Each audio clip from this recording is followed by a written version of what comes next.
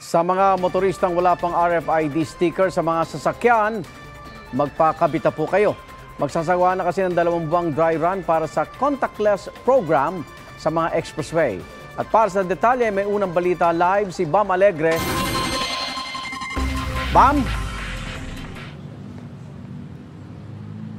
Igan, good morning. Abiso sa mga motorista na gumagamit ng mga expressway. Tatanggalin nga itong mga cash lane bilang bahagi ng dry run ngayong Setyembre.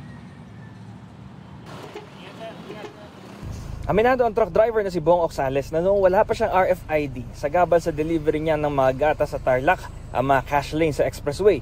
Kaya nga raw kumuha siya agad ng RFID para di na siya pumila at tuloy-tuloy ang biyahe. Para tuloy-tuloy na, kasi nagkukos ng traffic yung cash lane lalo na yung sumisingit. Nagkukos po sila ng traffic. Kaya sir, naka-RFID na kayo? Opo, RFID na. So medyo abala pa rin na pala sa inyo ngayon? Opo sir, lalo na kung ilang lane lang.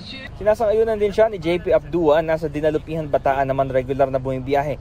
Malaking abala sa kanya ang matraffic o maghintay sa pila.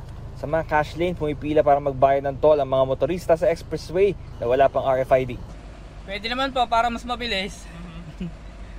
Sa amin, naka-RFID. Sa mga motoristang wala pang RFID, tila no choice na sila kundi kumuha na rin ito para makadaan ng mga expressway mula sa unang araw ng Setyembre. Nagsasagawa kasi ang mga tollway operator at concessionaire ng 2 buwang dry run para sa contactless program na magtatanggal sa mga cash lane.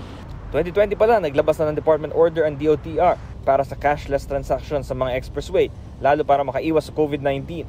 Pero nagkaroon ng mga cash lane dahil sa reklamo ng mga aberya sa electronic toll collection system. Ayon sa Toll Regulatory Board, ang 2 buwang dry run para sa Easy Trip at AutoSweep users.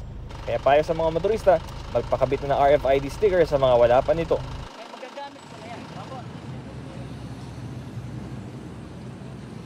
Igan, para rito sa upcoming na dry run na isasagawa sa Setyembre, ay nagsagawa ang Toll Regulatory Board ng audit mula Pebrero hanggang Hunyo ngayong taon. Ito ang unang balita mula rito sa Quezon City, Bam Alegre, para sa GMA Integrated News.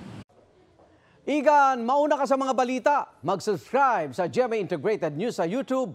Sa mga kapuso abroad, subaybayan nyo kami sa GMA Pinoy TV at sa www.gmanews.tv.